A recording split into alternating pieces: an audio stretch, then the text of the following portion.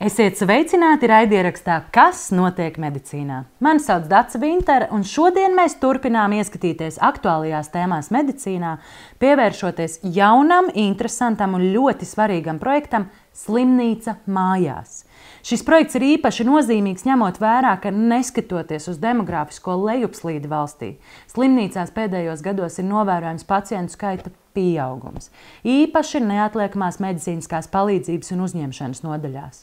Ar gaidāmo vecāka gada gājuma cilvēku īpatsvaru pieaugumu ir svarīgi, lai mēs izstrādātu mūsdienīgus un ērtus risinājumus, kas palīdzētu mazināt noslodzi medicīnas iestādēs un nodrošināt kvalitatīvu aprūpi, ārstējot pacientus ar hroniskām slimībām.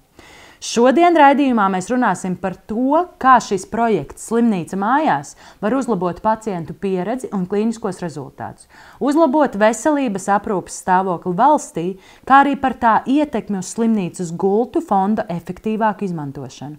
Un, protams, tas arī nozīmē turpināt mūsu stāstus par to, cik liela nozīme ir pacienta līdzsadarbībai ar ārstiem. Tāpēc šodien uz sarunu es esmu aicinājusi Rīgas Austrumu Kliniskās Universitātes slimnīcas ilgtspējas un attīstības plānošanas eksperti, medicīnas doktori Ritu Konstanti. Sveika, Rita! Labdien! Vispirms liels paldies par to, ka ieradāties šodien raidījumā. Tas Slimnīca mājās, tāds skaļš, interesants nosaukums, kas droši vien ļoti daudziem uzdos jautājumu par to, kas tas ir. Tā kā to mēs noskaidrosim sarunā. Bet raidieraksta ievadā jau minēju, ka statistika ir nepielūdzama. Es saprotu, ka gan jūsu slimnīcā, gan arī citās ir novērojams pacientu skaita pieaugums tieši neatliekamās medicīniskās palīdzības un uzņemšanas nodaļās. Tāpēc varbūt mēs varētu sākt ar tādu kā situācijas novērtējumu. Kā jūs definējat šo esošo situāciju, kāpēc vispār ir tapis projekts Slimnīca mājās? Tātad droši vien būtu jāsāk uz šo jautājumu atbildēt no tādas plašākas perspektīvas. Nav noslēpums, ka mūsu sabiedrība noveco, un novecošanās rezultātā cilvēkiem mēdz būt vienlaikus vairākas hroniskas saslimšanas.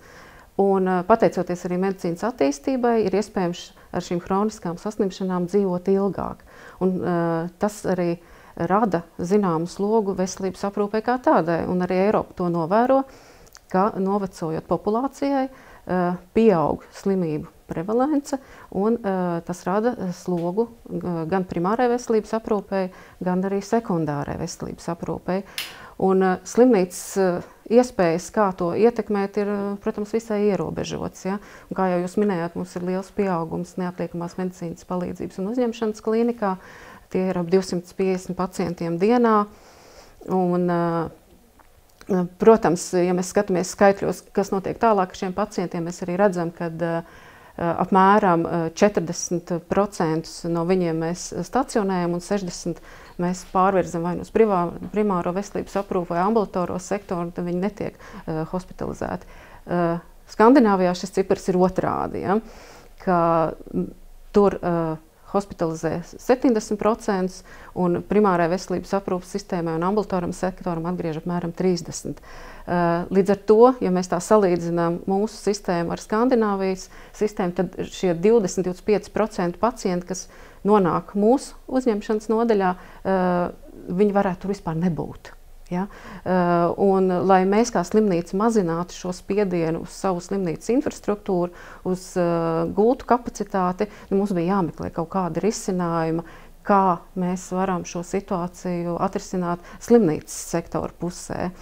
Un, līdz ar to Slimnīca mājās bija viens no šiem instrumentiem, kuru mēs redzējām kā iespēju mazināt spiedienu uz stacionārām gultām, kā arī samazināt to pacientu skaitu, kas regulāri pie mums vēršas uz slimnīcas neatliekamās medicīniskās palīdzības un uzņemšanas klīniku. Ja? Tātad būtu tie divi ieguvumi. Man liekas, ka mēs jau esam pietuvojušies pie tā, lai rakstu šo atbildi, kas tad vispār ir šis Slimnīca mājās projekts, ko tas vispār sevī ietver un ko tas nozīmē. Jā, pats nosaukums jau mums pasaka priekšā, ja, Slimnīca mājās. Tātad faktiski mēs esam iecerējuši, ka mēs varētu ārstēt atsevišķas pacientu grupas, tieši tāpat, kā mēs to būtu darījuši slimnīcā, bet mājas apstākļos. Tad faktiski nekas no ārstniecības procesa un kvalitātes netiktu mainīts, bet mainītos tikai tas, kad pacients ir mājās. Viņš nav slimnīcas gultā, viņš neieņem šo pasīvo pacientu lomu, bet viņš atrodas savās mājās, un mēs viņu arī attālināti un arī atsevišķos gadījumos, protams, arī izbraucot pie pacientu uz mājām, ārstēsim viņu mājās, viņam zināmajā pierastajā vidē. Interesanti, kurā posmā mēs šobrīd esam, un nu, tā kā jau projekts jau ir sācies, vai kā šobrīd tas jau attīstās? Vispār tā iecer par šo projektu mums radās jau vairāk kā gadu atpakaļ, kad mēs sākām par to runāt, par šo slimnīcas mājās pilotprojektu. Un mēs esam no slimnīcas puses jau diezgan daudz darījuši. Mums ir bijuši vairāk kārtīgi dialogi ar Veselības ministriju par pilotprojektu iespējām, par tā finansēšanu. Arī esam darījuši savus iekšējos mājas darbiņus, runājuši par to, kādi pacienti varētu būt, kuras pacientu grupas, kādi varētu būt šie pacientu ceļi. Un uz doto mirkli mums šobrīd notiek telpu remonts priekš slimnīcas mājās vajadzībām, kas arī ģeogrāfiski atradīsies slimnīcai diezgan izdevīgā vietā starp neatliekamās medicīniskās palīdzības un uzņemšanas klīniku un stacionārām nodaļām. Un otrs, ko mēs esam jau uzsākuši darīt, mēs jau uzsākām personāla piesaisti, gan ārstus, gan māsas, visi tiek laipni gaidīti, internisti, ģimenes ārsti, medicīnas māsas. Un trešā lieta ir, ka mēs jau esam kā slimnīca uzsākuši arī šo iepirkumu pār šīs te platformas iegādi, jo šī platforma mums būs vajadzīga slimnīcā mājās, jo, ja mēs neesam pie pacienta fiziski uz vietas, mums ir vajadzīgi rīki, vai kā moderni sakot, tūli, ar kuriem mēs tātad varētu novērot šos pacientus mājās, ar kuru palīdzību mēs varētu ar pacientiem komunicēt, ar kuru palīdzību mēs varētu arī iegūt viņu veselības datus saistībā, teiksim, ar vitāliem rādītājiem un citus.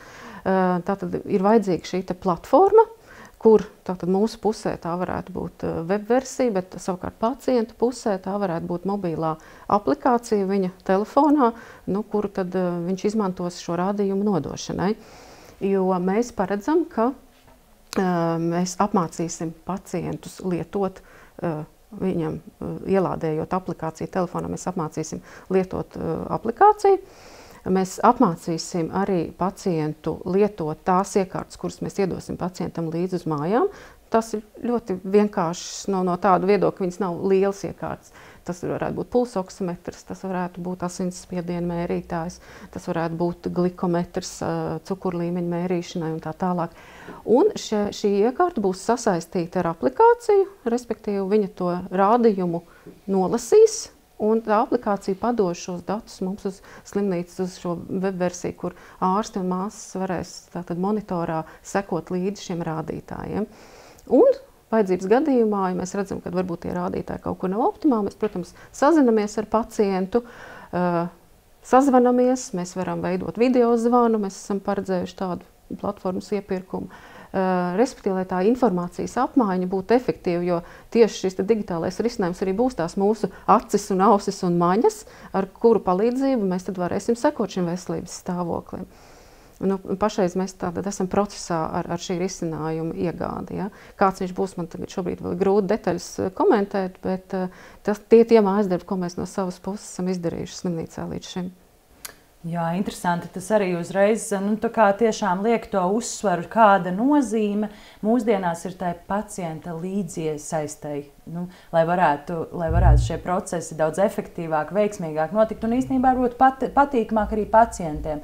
Tāpēc parunājot vēl par pacientu, kādi ir šī projekta galvenie iegūmi, ko šis projekts var sniegt tieši pacientam, īpaši tiem, kuriem ir šīs hroniskās kaitas.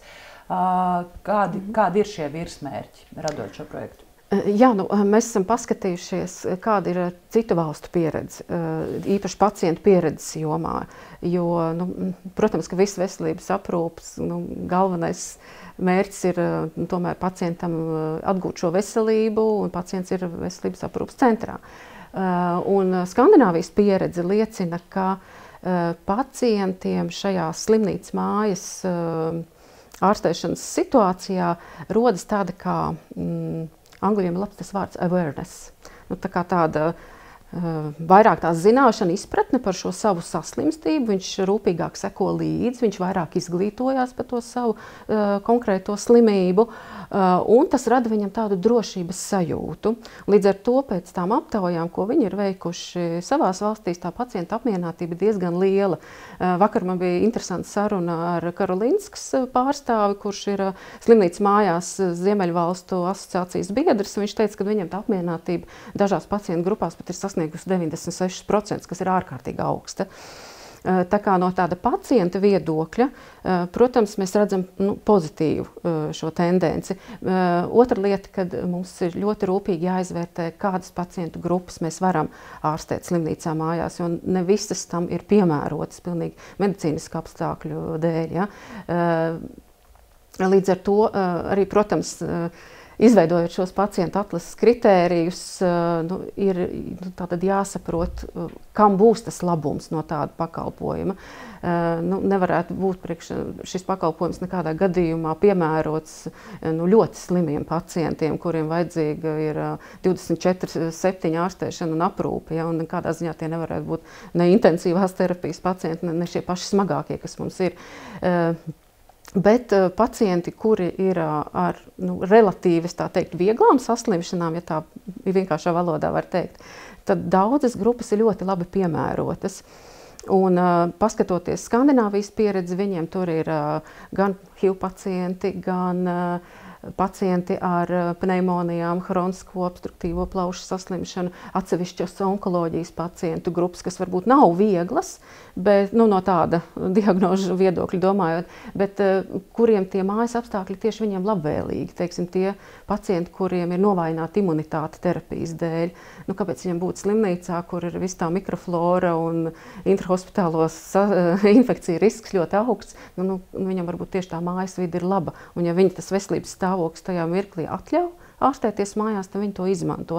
Tātad ir ļoti daudz grupas, arī multiplās sklerozes pacienti ir mājās, ja Skandināvijas valstīs ārstējās. Tā kā, kādas tieši būs nākotnē, mūsu gadījumā mums ir grūti pateikt, bet pilotprojekta laikā mēs sāksim ar pneimonijas pacientiem, ar hroniskās obstruktīvās plaušu saslimšanas pacientiem, iespējams arī astmas pacienti, pacienti ar sirds mazspēju. Tātad tās galvenās mērķa grupas, atsevišķi neiroloģiskie pacienti, kuriem vienkārši ir sāpes mugurā, ja, bet kuriem nav nopietnas neiroloģiskas saslimšanas.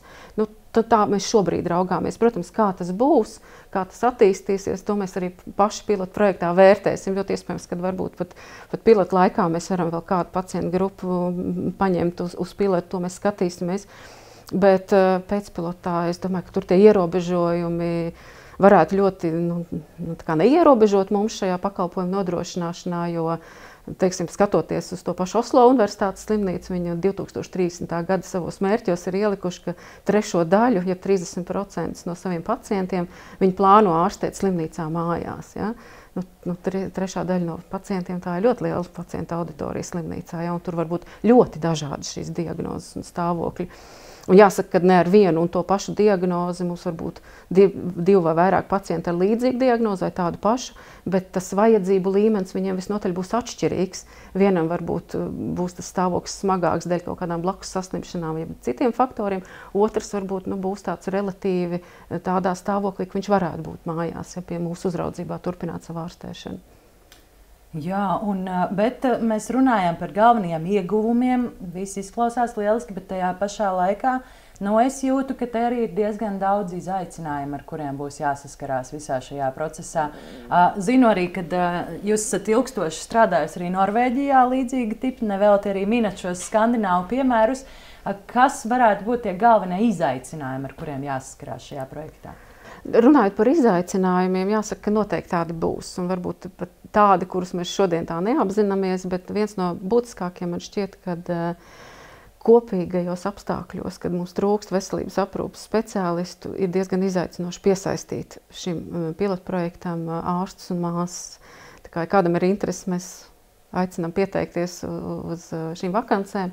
Varbūt, izmantojot laiku, varbūt ir, kurā vietā var to izdarīt. Varbūt ne gluži saukt tur telefonu numurus, e-pastus, bet kur var, jo es saprotu, kritiski svarīgi šobrīd. Jā, šobrīd ir tiešām kritiski svarīgi, jo mums ir nepieciešamas 9 ārstu slodzes un 9 māsas slodzes, un pieteikties var mūsu slimnīcas mājaslapā. Rakus mājaslapā, jā? Pie karjeras sadaļas tur ir informācija par šīm vakancēm, par šo projektu. Un, protams, var vērsties mūsu personāla daļā pie Solvitas Šnēveles personāla speciālistas un tātad attiecīgi pieteikties uz šīm vakancēm. Tātad cilvēku resursi būtu viens no izaicinājumiem. Otrs, es domāju, kad arī jāskatās Latvijas tā kultūras telpa. Ja, teiksim, Skandināvijas valstīs šis pakalpojums ir no iedzīvotāju puses pieņemts un akceptēts, jāskatās, kā tas būs mūsu sistēmā. Ja? Cik cilvēki būs atvērti šim pakalpojumam, kā viņi uztvers. Trešā lieta arī, protams, finansējums. Pilotu projektam šobrīd mums ir piešķirts finansējums, taču kāda būs tā nākotne un cik tas būs finansiāli izdevīgi mums gan kā slimnīcai, gan valstī kopumā, tas būs jāskatās. Līdz ar to būs izaicinājumi arī, es domāju, šajā jomā, kādā veidā mēs varam efektīvi nofinansēt, lai arī saglabājam šo ārstniecības rezultātu kvalitāti, šo ārstniecības procesu kvalitāti un vienlaikus arī nodrošinam to medicīnas iekārtu un rīku apjomu, kas nepieciešams šim projektam un arī vispār pakalpojumam kā tādam. Tādēļ tie būs izaicinājumi. Un, protams, arī mums slimnīcā, jo arī mums tas ir jauns, mēs mācīsimies paši. Jā, šo ideju mēs saprotam, bet viss nianses procesā arī mēs kā slimnīca mācīsimies. Un tas, kas ir jauns, vienmēr varbūt sākuma posmos sagādā zinām diskomfortu. Jābūt gatavam, ka viss nav gatavs un mums zināms, ja, ka varētu būt kaut kādā procesā gan komunikācijas problēmas, jā, starp ārstiem vienojoties, kuru tad īsti pacientu mēs varam novirzīt uz slimnīcu mājās. Tad būs jāmaina šo domāšanu vai attieksmi, ja, kas arī nebūs viegli. Jo mēs esam pieraduši, ka mums ir stacionārs un mums ir ģimenes ārsti, bet pa vidu tam gandrīz nekas mums nav no pakalpojumiem. Tieši runājot par slimnīcas sektoru, ja, ambulatorais, protams, arī ir, ja, kā ambulatorā un dienas stacionāri, bet tādā plašākā nozīmē, salīdzinot ar Skandināvijas valstīm, kur ir arī 24/7 pieejami ģimenes ārsti. Ja mums šāda pakalpojuma nav joprojām. Tātad tā būs tāda filozofijas un paradigmas maiņa arī pašu mediķu vidū. Piekrist tam, uzticēties tam, ja, akceptēt to. Tā kā arī šeit tā kultūras puse būs ļoti jāmaina. Tas arī nebūs vienkārši. Tad man uzreiz arī pie šī ieraduma maiņas, pie visas, kāds iegūms galvenais būs ārstiem, slimnīcai, iestādei, kas ārstē. Mēs varēsim daudz vairāk pacientus vienlaicīgi ārstēt, samazināt gultu skaitu. Kādu iegūmu jūs redzat ar šo projektu tieši no šī aspekta? Jā, no slimnīcas puses, protams, mēs vēlamies samazināt noslodzi uz slimnīcas gultām. Ja? Ja šobrīd mums ir Austrumu slimnīcā 1730 gultas, un ja mēs tā turpināsim kā šobrīd ar pieaugošu tendenci, tad pēc 10 gadiem mums vajag palielināt šo gultu skaitu. Ja? Mēs esam pretēji tam, kā notiek pasaulē, kur samazinās gultu skaits, jo tiek piedāvāti veselības pakalpojumi ambulatori, dienas stacionāros vairāk, tad, ja mēs šādi turpināsim kā sistēma, tieši tādu pašu kā šodien, tad 2035. gadā mums vajadzēs palielināt gultu skaitu Rakusā. Un ar šo slimnīcu mājās mēs tomēr mēģinam vai saglabāt esošo, vai pat nedaudz samazināt to gultu skaitu, lai tas spiediens nav tik liels uz gultu kapacitāti. Tas ir tas no slimnīcas viedokļa. No finansējuma viedokļa, protams, mēs sagaidām, ka būs arī šie finansiālie ieguvumi, kad ar mazāku naudiņu mēs varēsim nodrošināt to pašu ārstniecības kvalitāti un rezultātu, kādu mēs būtu nodrošinājuši slimnīcā. Tad mēs skatīsimies šos ekonomiskos ieguvumus. Jo man ļoti patīk šis Skandināvijas sauklis, vairāk veselības pa jebkuru kronu. Ja, tā kā arī šeit mēs Latvijā tieši varētu par to domāt, ja, pēc iespējas vairāk veselības par katru ieguldīto eiro veselības sistēmā. Un ja var šo kvalitāti saglabāt identiski kā slimnīcā, bet tas mums kā nodokļu maksātājiem izmaksā lētāk, protams, tas ir ieguvums sabiedrībai.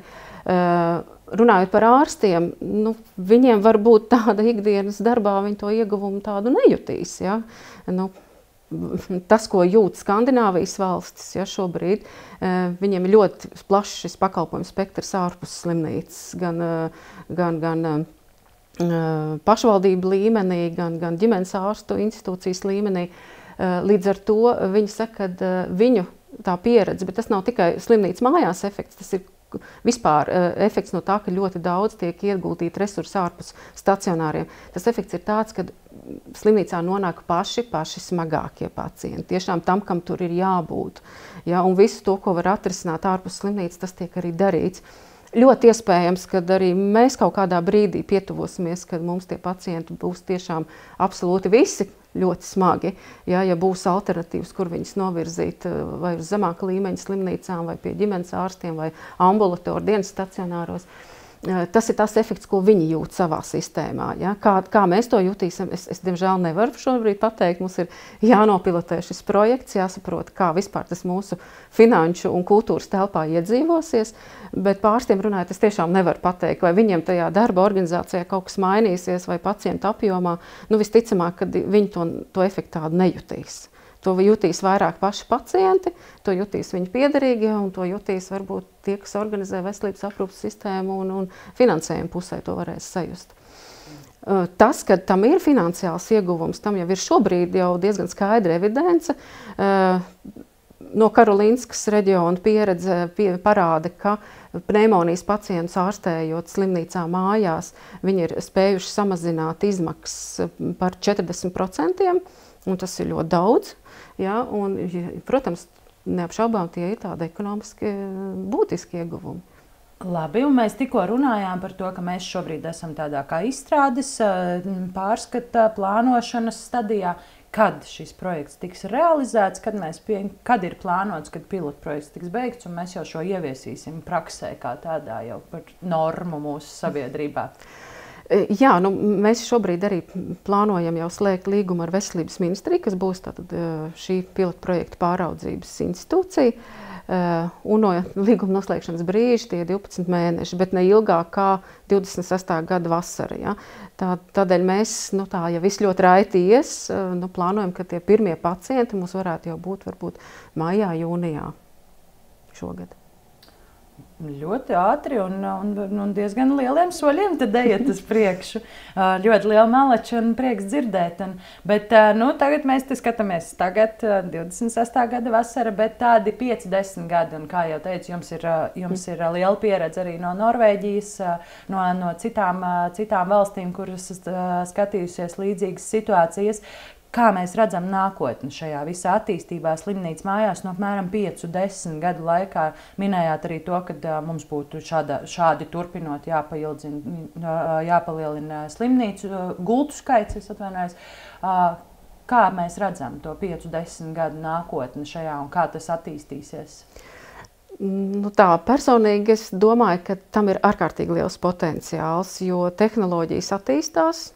Dažādas visās tautsaimniecības nozarēs, un veselības aprūpe nav izņēmums. Ja? Medicīnā ienāk ļoti advancētas iekārtas, un tas ļauj tomēr arī mums mainīt šo tradicionālos ārstēšanas veidus, turot pacientus slimnīcā, un es domāju, ka tā jau ir tā nākotne arī, kas mums savā veidā ienāks līdz ar to visu moderno tehnoloģijas attīstību, kad savādāk pat nevarēs būt. Ja?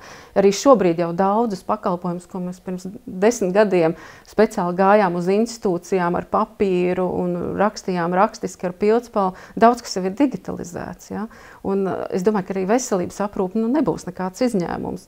Tā digitalizācija ienāk un straujiem soļiem, un tā ļaus mums domāt savādāk, meklēt alternatīvas. Es domāju, ka tam milzīgs ir potenciāls, ja, tādā tālākā nākotnē. Jautājums par to, vai mēs tam būsim gatavi, vai mūsu iedzīvotājs pieņems šādu pakalpojumu veidu. Jo, lai tas būtu, protams, tie priekšnosacījumiem ir jāizpildās, kā piemēram, pacientam mājās ir jābūt labam internetam, viņam jābūt prasmēm apieties ar smartphone, ja, viņam jābūt arī tādam orientētam uz tām tehnoloģijām, ka viņš var ar viņām apieties, neskatoties to, ka, protams, mēs apmācīsim visus pacientus, bet jāgrib to darīt. Ja? Un ja tie nosacījumi izpildās, jā, jo tie, kas šodien aktīvi lieto tehnoloģijas, viņi pēc 10-20 gadiem būs tie pacienti. mūsējie. Ja? Ja tie, kuriem šodien ir 50, tad pēc 10, 20 gadiem viņi ir tā tipiskākā mūsu slimnīca auditorija, kas ir vidējais pacients ap 65 gadi. Ja? Un viņi jau būs ar šīm prasmēm. Līdz ar to tas viņiem tādas milzīgas grūtības varbūt arī nesagādās lietot tās tehnoloģijas. Viņi jau būs pieraduši. Un es domāju, jā, tam ir liela nākotne. Jā, un uzreiz rodās arī jautājums, šobrīd Rakusā. Vai ir plānots arī šo virzīt tālāk? Šobrīd jūs tieši domājat par to, lai jums būtu šāds centrs, kurā aprūpēt šādus pacientus, uzņemt informāciju vispārreiz. Vai pēc pilotprojekta beigām ir plānots arī šo virzīt tālāk par Rakus sienām, kā teikt? Jā, ja mums viss izdosies, un es ļoti ceru, ka tiešām mums viss izdosies, tad mēs kā slimnīca esam gatavi apmācīt kolēģus visās pārējās Latvijas slimnīcās, kā to organizēt, kā to vadīt, kādus pacientus labāk novirzīt. Tātad visu to know-how atdot arī pārējām Latvijas slimnīcām, lai arī viņiem būtu iespēja arī nodrošināt tādu pašu pakalpojumu savās slimnīcās. Bet tas visticamāk varētu būt tad, kad jau tas pilots būs noslēdzies un kad lēmums par šāda pakalpojuma nodrošinājumu būs jau tāds pastāvīgs ar iezīmētu tam finansējumu.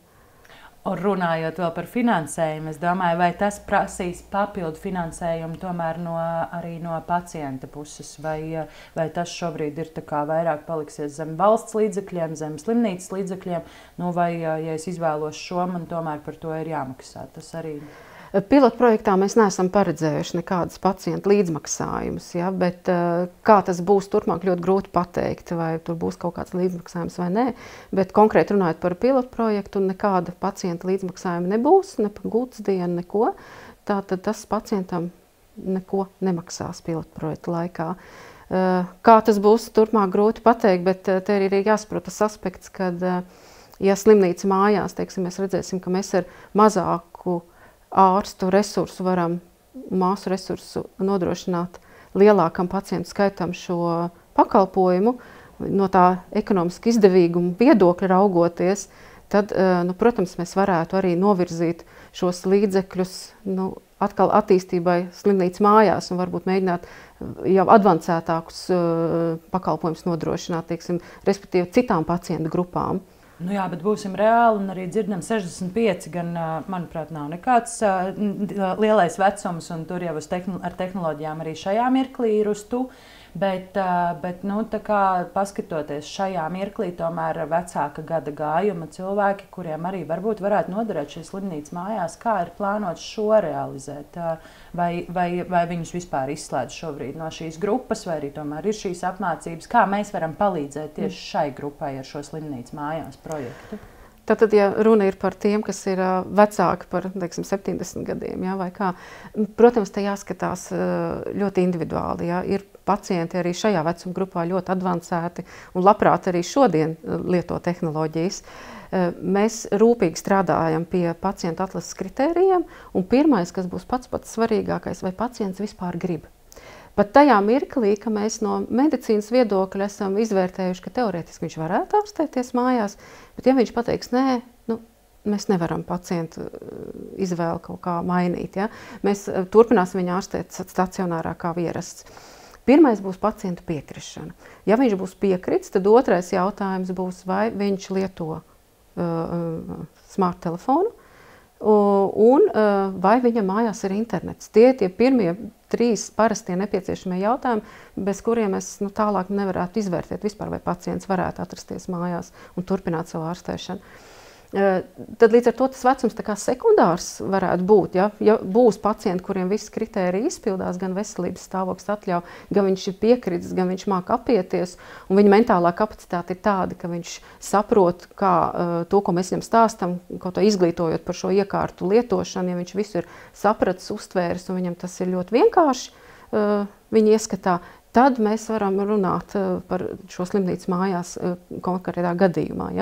Ja kāds no tiem kritērijiem pamata neizpildās, tad nē, tad diemžēl mēs turpinam tā, kā mēs to esam darījuši, ārstējam līdz galam pacientu slimnīcā. Tādēļ es tā to indikatīvi pateicu, to 60, ja, jo ir arī pacienti, protams, lielākā vecumā, kas labprāt gribētu. Ja. Mana mamma, piemēram, bija neilgu laiku atpakaļ ļoti primitīvu saslimšanu nokļuvusi slimnīcā, un viņa ļoti advancēta, un viņa teica, kāpēc es nevaru mājās tās antibiotikas dzert? Es taču varu turpināt, ja, kāpēc man ir jābūt? Bet šobrīd, mēs neparedzam tādu pakalpojumu, ja, tādēļ mums tas pilots ir svarīgs, lai saprastu, kāda būtu tā pacienta auditorija. Ļoti iespējams, ka tur arī būs gados vecāki. Galvenais ir priekšnosacījums tomēr būt ar tehnoloģijām uz tu, vēlēties to, un lai mājās ir internets. Ja, lai pacients arī var tos datus un ar mums komunicēt, tādēļ tas internets ir svarīgs. Un tad uzreiz man arī rodās jautājums, pirms tam stāstījāt par to, ka tiks izdalīts dažādas ierīces pacientam uz mājām, aplikācija, viss. Bet šo mērījumu nodošanu, nolasīšanu, sasaiste ar ārstu kā tādu, kā jūs tiksiet, tas ir 24/7 servis, nododu kaut kādos konkrētos laikos. Kā tiks nodrošināts šī sasaiste pacientam ar ārstu? Jo tomēr jāatzīst, tas būs tāds challenge, es nezinu, kā izaicinājums, ja, kad tu esi kā viens pats mājās ar sevi un it kā ārstē un pats sev dakteris tajā brīdī. Kur šis drošības balsts un spilvens paliek? Jā, protams, mēs ar pacientu rūpīgi pārunāsim visu to situāciju. Viņam ir jāpaskaidrot gan to konceptu, kā tas notiks, un tas, cik bieži mēs viņu uzraudzīsim. Tur katram pacientam šajā gadījumā būs sastādīts individuāls plāns. Atkarīgs no viņa veselības stāvokļa, no diagnozes. Vienam varbūt mēs ordinēsim rādījumus nodot 2 reizes dienā, un, teiksim, viens video zvans, viens parastais sazvans konkrētajā laikā. Tad, respektīvi, tiks sastādīti tādi mazi ārstēšanas un aprūpes plāni, katram individuāli pēc tās vajadzības. Tad, protams, pacientam ir jādod piekrišana, ka tajos laikos viņš būs sakontaktējams un ka viņš apņemās šos rādītājus mums iesniegt apmēram tajā laika diapazonā, kad mēs esam norādījuši, ka tas ir nepieciešams. Bet kā pakalpojumu kā tādu mums ambīcija viņa ir organizēt 24/7. Tātad, lai pacients varētu justies droši mājās, kad, ja man ir kaut mazākās aizdomas, ka man kaut kas paliek sliktāk, es varu uzreiz sazināties ar slimnīcas mājās strādājošiem ārstiem un māsām, un viņa radīs to risinājumu, ja, jo to mēs esam paredzējuši, kad pacienti arī var mums zvanīt, ja viņi jūt, kad kaut kā sliktāk viņiem paliek vai kas. Protams, mēs varam sākotnēji prasīt, pamēriet tur asinsspiedienu vai ko citu. Skatāmies tālāk, ja mēs redzam, ka tur ir pasliktinājums, mēs varam aizbraukt pie pacienta, novērtēt uz vietas. Ja jūtam ļoti, ļoti kritiski, tad, protams, mēs viņu vedam apakaļ uz slimnīcu, ja, un stacionējam tāpat, kā mēs to būtu darījuši ar jebkuru citu pacientu. Tas būtu tas drošības, varbūt tāds kā spilvens tam pacientam saprast to, ka tur ir visu diennakti kāds, viņi vēro mani, man ir iespēja sakomunicēt, pastāstīt, un es tikšu uzklausīts, ja, jo caur šo digitālo risinājumu mēs plānojam šo informācijas apmaiņu ļoti intensīvi ar pacientiem. Tā kā, jā, tas faktiski tā ambīcija ir strādāt 24/7. Vai tas mums realizēsies uzreiz ar pirmo projektu dienu, ir grūti pateikt. Tas ir atkarīgs arī no cilvēku skaita, kas mums pieteiksies šajā pilotu projektā. Varbūt būs kāds posms, ka mums varbūt tā intensitāte nebūs tik liela uzreiz, bet jā, ambīcija ir nodrošināt 24/7 šo pakalpojumu. Un tas man nedaudz liek aizdomāties arī par tēmu īstenībā paliatīvā aprūpe. Mēs jau iepriekšējos raidījumos esam par šo runājuši, un kad arī šis ir lauciņš, kas būtu jāefektivizē un vēl jāizdomā lietas, kā mēs varam palīdzēt šajā un nodrošināt šo. Vai šeit arī mēs redzam kaut kādas nākotnē? Šobrīd, es saprotu, ir tie, kuriem stacionārs vēl un vēl ir kāds laiciņš līdz paliatīvai aprūpē, kā teikt. Vai šeit mēs arī kaut kādas paralēlas varam vilkt nākotnē un skatīties, kā mēs varam nodrošināt šo paliatīvu aprūpu mājās ar šādu sistēmu? Jāsaka gan, ka kā reiz paliatīvā aprūpe un tieši bērnu jomā ir tā pionieru joma, kas Skandināvijā vispār atvēr šo iespēju slimnīcu mājās jau vairāk kā pirms 15 gadiem. Faktiski šī pacientu grupa bija pirmā, kuru tādā veidā arī mājās ārstēja. Protams, atkal izvērtējot, kurus bērnus varēja tādā veidā novirzīt, kurus nē, bet jā, un līdz ar to mēs neizslēdzam, ka varbūt arī nākotnē pēc šī pilotprojekta beigām mēs varētu vērtēt un skatīties arī paliatīvās aprūpes virzienā, bet uz pilotprojektu mēs pašreiz tā kā vēl neesam gatavi to darīt. Tas būs tad jāskatās projekti jau nākamajās fāzēs. Labi, cerams, ka tā arī notiks, jo man kaut kā liekas, ka tas tomēr diezgan var savilkties kopā, un kā arī stāstat, kad jau citās valstīs ar to tieši ir varbūt pat sākts. Tā kā no manis pēdējais jautājums, kur vairāk meklēt informāciju par šo, es domāju, ļoti daudziem būs jautājums. Tā kā uzreiz, kur vēl es varu pastīties, kā es jau varbūt, kur mēs sevi jau varam lēnu garu sākt radināt pie tā, ka tā jau būs normāla, visu pieņemta praksa arī Latvijā, ne tikai citās valstīs. Kur vēl pameklēt informāciju? Pašreiz tā informācija ir mūsu mājaslapā, tātad Austrumu slimnīcas mājaslapā. Ir arī jau tapuši daži raksti mēdījos par šo tēmu, bet katrā ziņā es domāju, ka mēs arī kā slimnīca ieliksim plašāku informāciju tieši par šo konceptu kā tādu, kas būs pieejams jebkuram Latvijas iedzīvotājiem, izlasot par to mājaslapā. Jā. Un arī neaizmirstam, kad var pieteikties arī jāpiesakās ir uz šīm te vakancēm. Es ļoti aicinu ģimenes ārstus, ārstus ar internistu certifikātu, arī 3. gada rezidentus. Mums ir ļoti vajadzīgs viens pulmonologs, neirologs. Pašreiz mums ir pārunas ar vienu kardiologu, ja, bet lielākā daļa no šajām 9 slodzēm, 6 būs paredzētas ģimenes ārstiem un internistiem. Un to var apvienot ar citu pamatdarbu, jo, tā kā es minēju, mums ir ambīcija šo dienestu darbināt 24/7, tātad tas būs dežūras. Un ja kādam ģimenes ārstam kāda brīvdiena ir brīva un ir vēlme, es ļoti aicinu pieteikties. Ne tikai vēlme, bet arī, man liekas, tiešām interesanti būt pie šūpuļa šim visam Latvijā. Man liekas, tā ir ārkārtīgi unikāla pieredze, arī māsām, lai piesakās, jo tas ir kaut kas absolūti jauns un nav līdz šim bijis tādā izpratnē, kā mēs to esam plānojuši realizēt. Tā kā ļoti interesanti, un sevišķi tie jaunie ārsti māsas, kam patīk tehnoloģijas, es domāju, tā ir absolūti pirmā vieta, kur nākt un izmēģināt savus spēkus. Labi, teikšu jums lielu paldies par šo raidījumu. Man liekas, brīnišķīgs projekts, brīnišķīgas arī atziņas no šī visa. Un ļoti gribētos aicināt tiešām arī mūsu sabiedrību mainīt savu domāšanu un tiešām to uztvert kā foršu lietu, kā izaicinājums visiem, bet tajā pašā laikā, jo mēs līdzsadarbosimies aizvien vairāk un labāk, jo arī attīstītāk mēs paši arī kļūsim un efektīvāk būs šī ārstēšana.